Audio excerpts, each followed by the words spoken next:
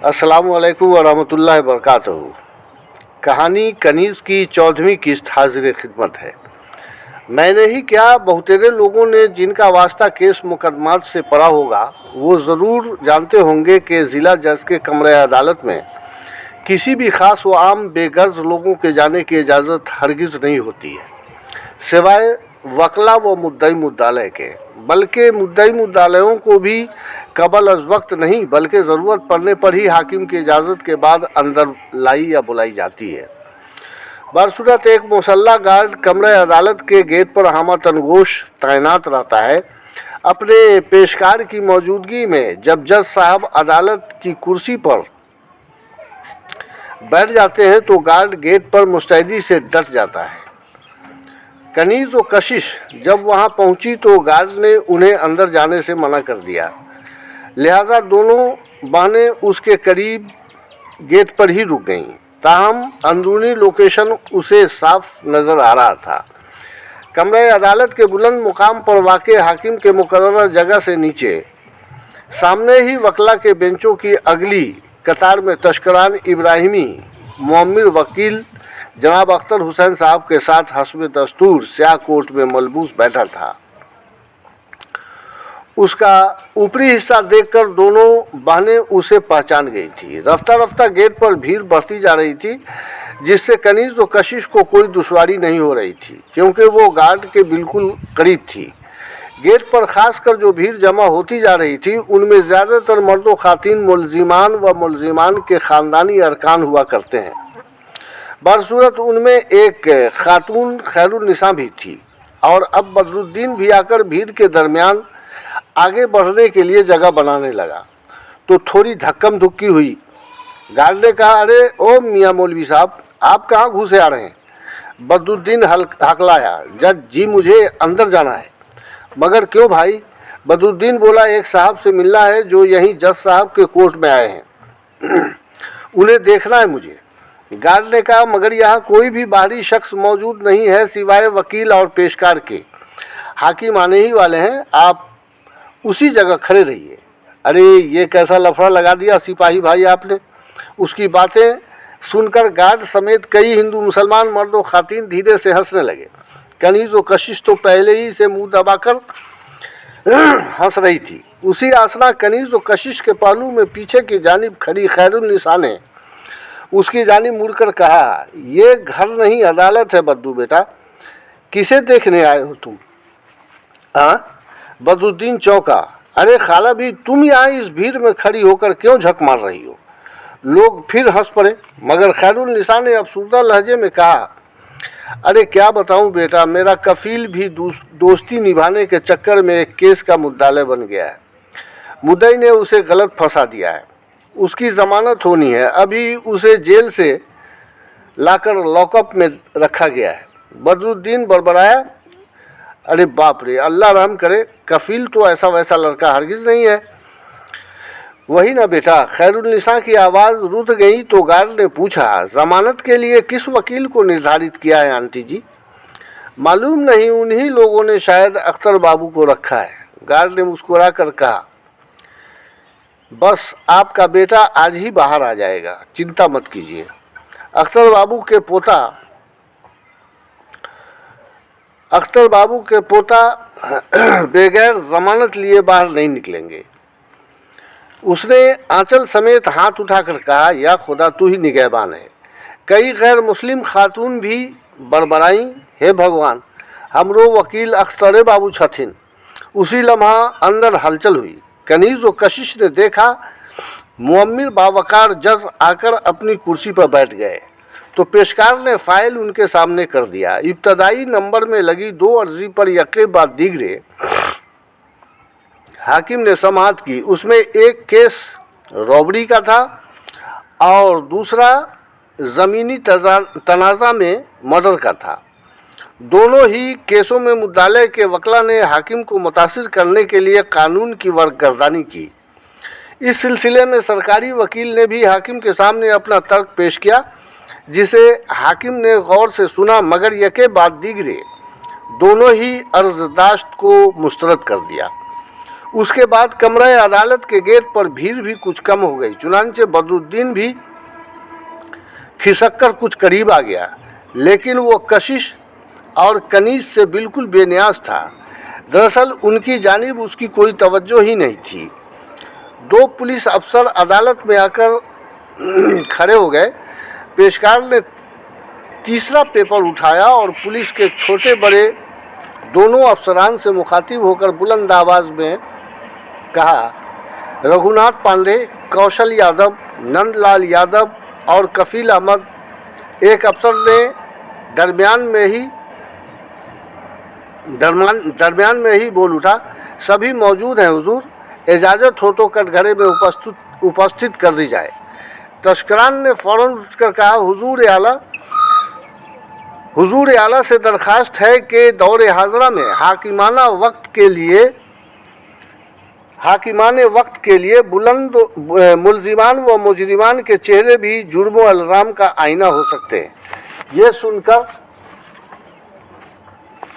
ये सुनकर जज साहब फराखदिली से मुस्कुराए तो पेशकार और वकला भी हंसने मुस्कुराने लगे, जबकि तस्करान अपनी जगह पर बैठ चुका था। हाकिम ने नज़र उठाकर पेशकार को देखा ही था कि पुलिस का जूनियर अफसर तेज़ी से बाहर निकल गया। बहरहाल दूसरे ही लम्हे चारों मुलजिमान कमरे अदालत के कटघरे के पास लाकर खड़े कर दिए गए। सबों के चेहरे पर अफसुर्दगी व सरासमीगी के आसार थे। खैरुन्निसा अपने बेटा को देखकर सिसकते हुए फौरन आंचल से मुंह दबा लिया। पेशकार ने एक एक का नाम लेकर पुकारा तो यके बाद दीगरे चारों ने अपने अपने हाथ खड़ी कर लिए थे। फिर उसके बाद ही मुद्दई राम लखन चौधरी के मुकर्रर सीनियर वकील राकेश कुमार चौधरी ने हाकिम के सामने अपनी चंद बातें रखने की इजाज़त चाही, जो उसे मिल गया। बहरहाल उसने ज़मानत की अर्ज़ी को खारिज किए जाने की सिफारिश में अपने कई तर्क पेश किए, चंद कवानीन का भी हवाला दिया। फिर एक झटके से तस्करान इब्राहिमी खड़े हो गए और अपनी बुलंद आवाज़ में कहा, हमारे प्रतिष्ठावान वकील साहब ने हुजूर के सामने जो तर्क पेश किया और जिस कवानीन का हवाला दिया वो बेबुनियाद और मुकदमा के फर्जी ड्रामे के फ्लॉप सीन की अलामत है। ये सुनकर हाकिम और पेशकार ही नहीं, बेशतर वकला भी आहिस्तगी से हंसने मुस्कुराने लगे। उस वक्त बदरुद्दीन का चेहरा देखने के लायक था, क्योंकि वो आवाज़ पहचान कर भी तजब्जुब में मुब्तला था, क्योंकि वो तस्करान की बर्जस्ता शक्ल नहीं देख पाया था। बहरहाल तस्करान ने मज़ीद कहा, सर मैं FIR का मुताला कर चुका हूँ और स्पॉट सीन के चंद चश्मदीद भी जो श्री राम लखन चौधरी के बगलगीर भी हैं मुझसे मिल चुके हैं। साथ में खड़े हुए अख्तर हुसैन साहब हैरत से पोते का चेहरा पढ़ने लगे तो उसने मज़ीद कहा, मुझे ये जाहिर करने से कतई परहेज़ नहीं होगा कि नफ्सियाती तौर पर हमारी पुलिस अब इस कदर कमज़ोर हो रही है कि खामखा के इल्ज़ामात आयद करके शरीफ लोगों को भी पकड़ लाती है। ग्राम पंचायत में दाखिल होने लायक मामले को भी बड़े केस की शक्ल देकर और बड़े बड़े दफात लगाकर अदालत की नज़र कर देती है और यहाँ हम वकला इसे ज़बरदस्ती मुजरिमान साबित करने की कोशिशों में लग जाते हैं, क्योंकि इन सब के पीछे हमारे भारत में भी अब पैसों का नंगा खेल कारफरमा होता जा रहा है। उसके बाद जब उसने दफात व कानून पर इंग्लिश स्पीच देना शुरू किया तो लगा कि अदालत में अंग्रेज़ी का तूफ़ान आ गया है। जज साहब अपनी दाढ़ की ठुड्डी पर उंगलियां रखे तस्करान को बगौर देखते और सुनते रहे। आखिर में जब तस्करान ने अपनी बात ख़त्म करके आहिस्तगी से सलामी में सर झुकाया तो हाकिम संभले और फिर अपने सामने रखे पेपर पर तेज़ी से अपनी बातें लिखने लगे। अख्तर हुसैन साहब इत्मीनान बख्श अंदाज में तस्करान के साथ ही खड़े रहे। लम्हा भर बाद हाकिम ने फरमाया, मुलजिमान पर लगे सारे इल्ज़ामात अदालत को फर्जी प्रतीत हुए, लिहाजा अदालत मुलजिमान की जानिब से पेश की गई अर्ज़ी को मंजूर करते हुए सबों को ज़मानत पर रिहा करती है। अख्तर हुसैन साहब ने मुस्कुराकर तस्करान के होंठ छूकर चूम लिए थे और उधर हाकिम भी उठकर अपने चेंबर में चले गए। तब तस्करान पलटकर अपने चारों क्लाइंट्स की जानिब देखा तो खैरुलनिसा हैरत से बड़बड़ाई, हाय अल्लाह, ये तो वही हैं जिन्होंने उस रात खुद को जलालपुरी सरकारों का मैनेजर बता रहे थे। ये कैसी बातें हुई खुदाया। उसकी बातें कशिश, कनीज़ व बदरुद्दीन ने भी सुना। जहाँ दोनों बहनें फ़ख्र से मुस्कुराने लगीं, वहीं बदरुद्दीन कादरी के चेहरे पर हवाइयाँ उड़ने लगीं। उसने आंखें फाड़कर तस्करान की जानिब देखा और बड़बड़ा उठा, बेटा बदरुद्दीन, समझ लो अब तू गया। उसने आओ देखा न ताओ और शिरवानी समेत ही दोनों हाथों से पाजामा ऊपर की जानिब समेटते हुए तेजी से भाग खड़ा हुआ। खैरुलनिसा उसकी जुर्रत, उसकी हरकत देखकर हैरत से बड़बड़ाई, या अल्लाह, ये इस तरह क्यों भागा। उसके भागने के अंदाज और खैरुलनिसा व खुद उसकी बातें सुनकर कशिश व कनीज़ मुंह दबाकर हंसती हुई ज़िला जज की अदालत के गेट के करीब से बाहर आ गई। कनीज़ बोली, आपी, बद्दू भैया हमें नहीं पहचान सके, मगर वो इस तरह भागे क्यों। वो तो छोटे सरकार को देखने, पहचानने और उनसे मिलने की ही जुस्तजू लेकर आए होंगे। कशिश ने कहा, यकीनन कनीज़, मेरा ख्याल है कि रईसज़ादे के लिए जो गलतफहमी और तजब्जुब हमारे अंदर थी वही बद्दू मियाँ के अंदर भी रही होगी। आज एक बहुत बड़ी हकीकत से भी इनका सामना हो गया, जिसका उसने कभी तसव्वुर भी नहीं किया होगा।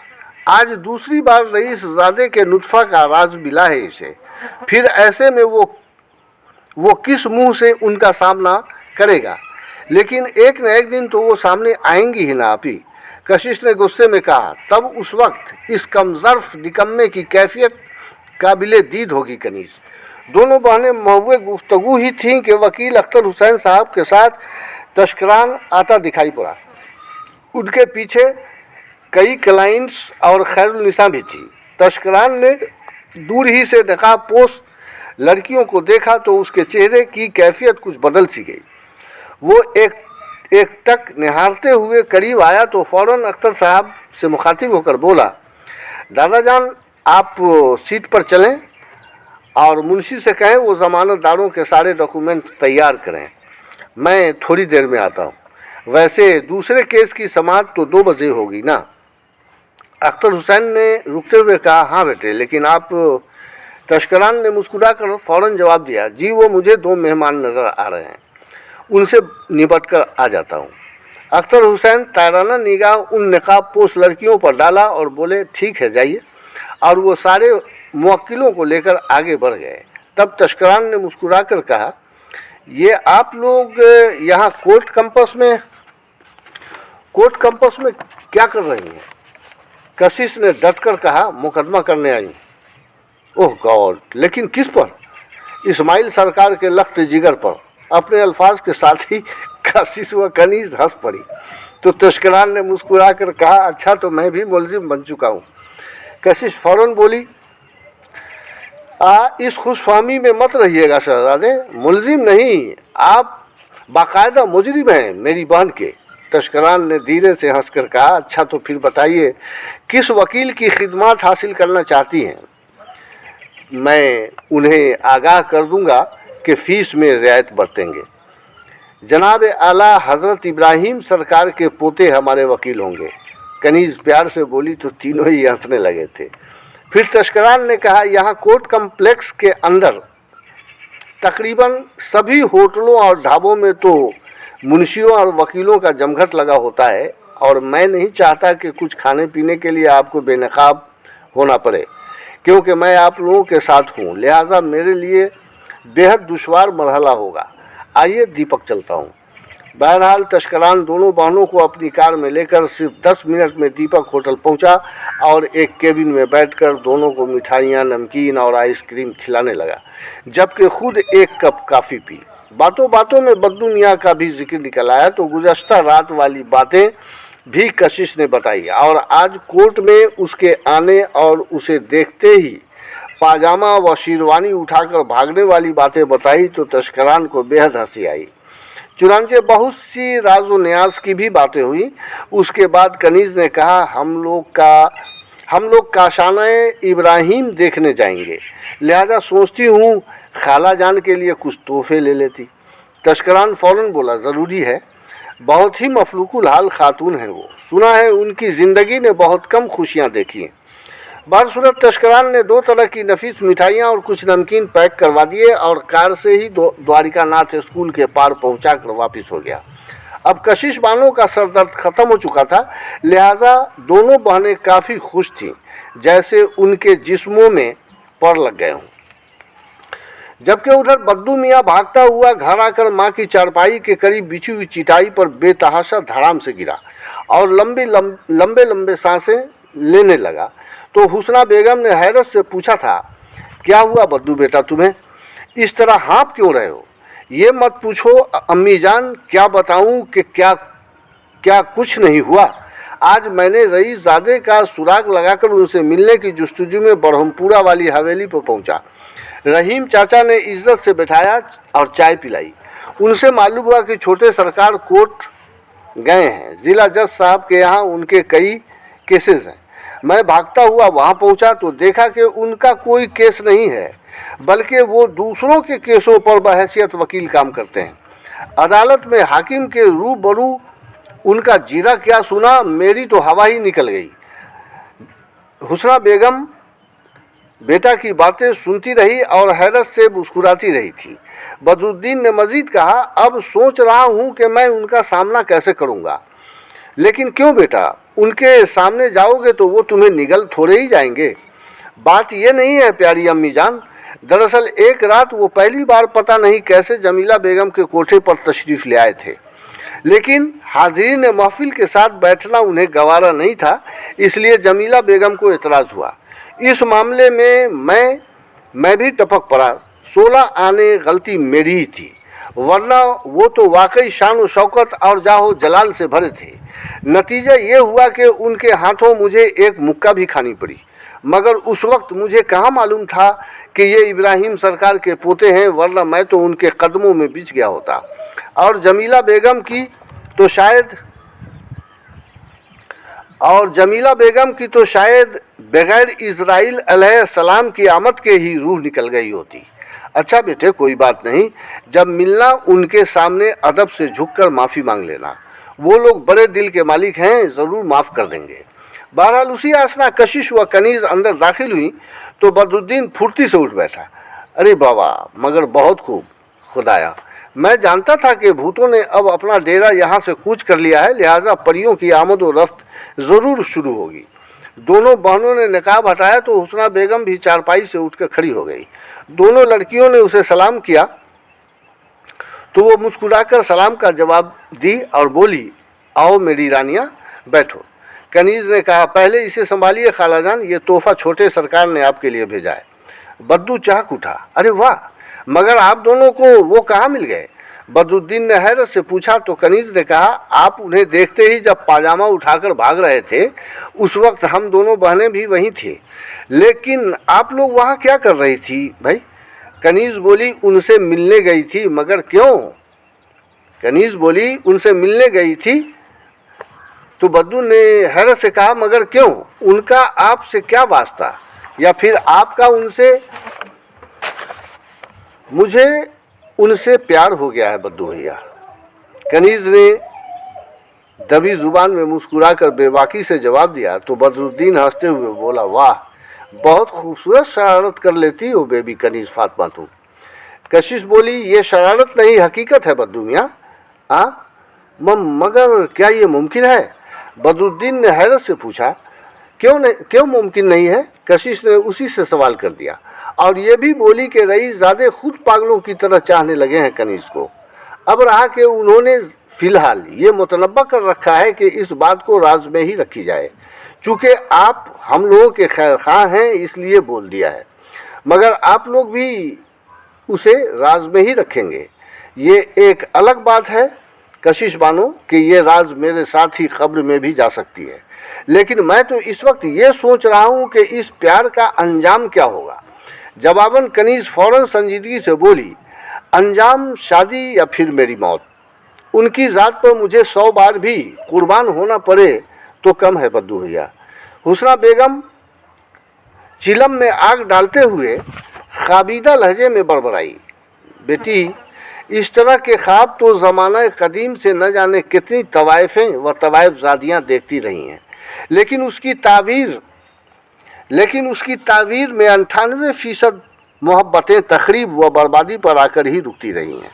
अलबत्ता अगर इरादा मजबूत हुआ और साबित कदम रहे तो छोटे सरकार को बहुत सारे सर्द व गम झेलने पड़ेंगे। अल्लाह तू ही निगहबान है इन लोगों का, मैंने तो देखा भी नहीं है उन्हें, क्या वो जवां उम्र है? कशिश ने फिक्रमंद लहजे में कहा, 26 साल के कुंवारे जवान हैं। हुस्ना बेगम हुक्का का लंबा कश लेते हुए हैरत से कशिश का चेहरा देखा और फिर दूसरा कश लेकर उसकी निगाहें कनीज के झुके हुए चेहरे पर जाकर ठहर गईं। बदरुद्दीन नहायत संजीदा था, उसकी निगाहें ज़मीन में गड़ी थीं। उसने कहा, बड़ा पेचीदा मामला है, ये कमबख्त मोहब्बत भी बड़ी अजीब शय होती है, जहाँ तहाँ सेंस लगा देती है। उसकी बातें सुनकर कनीज, कशिश व हुस्ना बेगम तीनों ही मुस्कुरा पड़ी। हुस्ना ने कहा, सुनती हूँ दौलत ही की तरह मोहब्बत भी अंधी होती है बेटे। बदरुद्दीन खिजे हुए लहजे में बोला, ये तो आपने 16 आने सच फरमाया अम्मी जान, मगर आप खुद बार बार हुक्का चिलम से जंग क्यों लड़ रही हैं? ये भी नहीं देखा कि छोटे सरकार ने क्या भेजा है? जब से इन लोगों की तशरीफ़ आवरी हुई है मेरे मेदे में खलबली सी मची है। हुस्ना बेगम मुस्कुरा कर बोली, तुमने खुद क्यों नहीं देखा? उसी आसना दोनों बहनें उठकर खड़ी हो गईं। खाला जान अब हम निकलते हैं। हुस्ना बेगम ने दोनों का बगौर जायज़ा लेते हुए कहा, फ़िलहाल अगरचे इस मामले में मेरे कुछ बोलने की कहीं कोई गुंजाइश नहीं है बेटी, सिवाय तुम लोगों को दुआएं देने के, मगर इस मामले को राज में रखना वाकई अभी नहायत ज़रूरी है, क्योंकि ये एक बहुत बड़ा मसला है जिसका हल छोटे सरकार को ही ढूंढने दी जाए। उनके लिए उनके वालिदैन और अजीम दादा दादी एक भयानक सवाल बनकर सामने आएंगे। उसकी बातें सुनकर कनीज व कशिश अंदर ही अंदर लरज़ उठी थी, लिहाजा फ़ौरन ही सलाम करके हवेली से बाहर निकल गई। तो हुस्ना बेगम ने बदरुद्दीन से पूछा, तुम्हें ये बातें कैसी लगी बेटे? बदरुद्दीन ने फ़िक्रमंद लहजे में कहा, अल्लाह आलम बिस्सवाब अम्मी जान, वरना है तो ये बिल्कुल अनहोनी बातें। अलबत्ता कनीज़ बज़ाते खुद रईसज़ादे की पसंद बन चुकी है, तो फिर देखना पड़ेगा कि मुस्तकबिल क्या गुल खिलाता है, वरना कनीज़ की क्या मजाल थी, चाहे ये मलका हुस्ना और पारसा व पाकीज़ा ही क्यों न सही, लेकिन इस पर लेबल तो इब्राहिम सरकार के ख़ानदानी वक़ार के बरक्स ही लगाए ना। उसके जवाब में हुस्ना बेगम अपने घुटने से ठुड्डी टिकाते हुए गहरे तफक्कुरात में डूब गई थी। बहरहाल यहाँ कनीज़ की 14वीं किस्त मुकम्मल हुई। बाकी आइंदा इंशाअल्लाह रहमान। अस्सलामु अलैकुम।